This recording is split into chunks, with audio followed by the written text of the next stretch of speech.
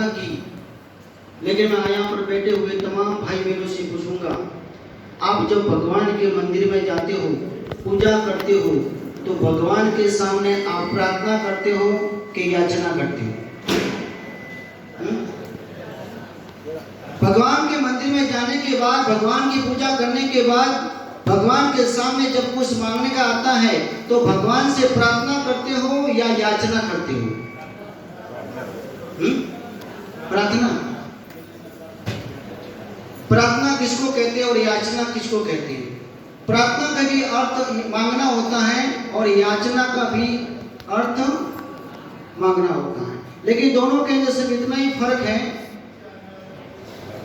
याचना वो है जो भगवान छोड़ के गए उसको मांगना। राज सुख, राज वैभव, राज लक्ष्मी, जितने भी संसार का सुख भगवान ने छोड़ा उसको मांगना, वो है याचना। और जो भगवान ने प्राप्त किया उसको मांगना, वो है प्रार्थना। वो लोग क्या करते हैं? याचना करते हुए प्रार्थना करते हैं।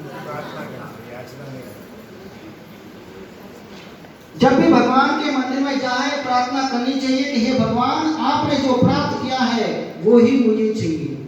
तू मने भगवान एक वरदान आपी दे, जहां बसे से त्या मने तू स्थान आपी दे। यह है प्रार्थना। जब भी भगवान के मंदिर के गए, संसार की वस्तुओं को मांगने के लिए अपन यातना भिखारी बनकर गए। इसलिए जीवन में प्रार्थना करो। कलिकाल हेमचंद्र जी महाराज साहब ने भगवान से प्रार्थना की। आज मंदिरों के अंदर, आज तीर्थों के अंदर, आज धर्म स्थानों के और गुरु भगवंतों के पास में भी आने के बाद भिखारी बनकर जाते हो। आप मंदिर में जाते हो तो भिखारी बनकर, गुरु के पास में जाते हो तो भिखारी बनकर।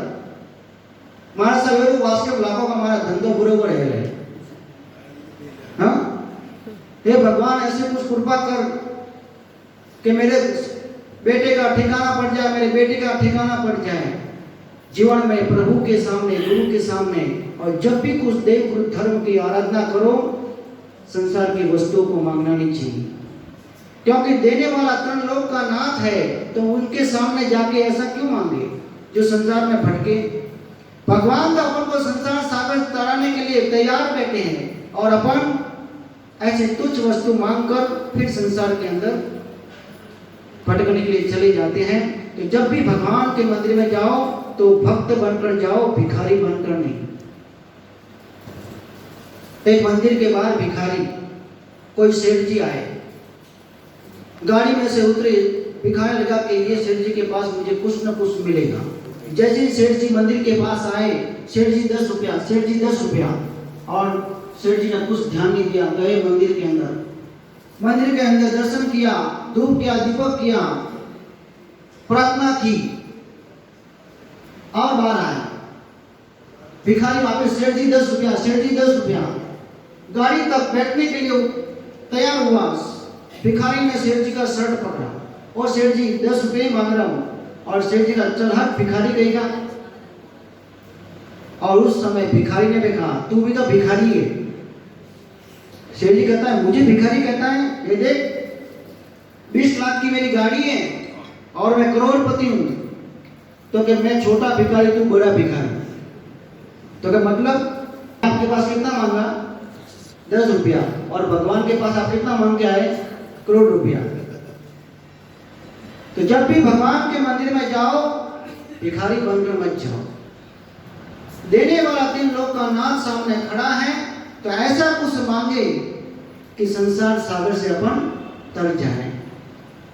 अपन को मांगना भी नहीं आता है।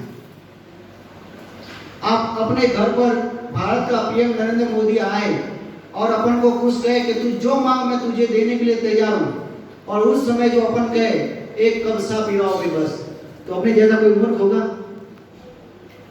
तो मैं यही कहता हूं कि तीन लोग के नाथ के सामने अपन खड़े हैं, वो अपन को संसार सागर से तराने के लिए तैयार है, और अपन तुच्छ वस्तु मांग के आ जाते हैं। अपन को मांगना भी नहीं आता है। कैसा मांगना चाहिए प्रभु के सामने? एक बड़े साहब जेल की मुलाकात के लिए गए। कैदियों की मुलाकात के लिए कि उनकी व्यवस्था कैसी है। पहले कैदी को पूछा, भाई तुमको कुछ तकलीफ है इधर? और पहले कैदी ने कहा कि साहब क्या बात करूं तकलीफ की, रोटी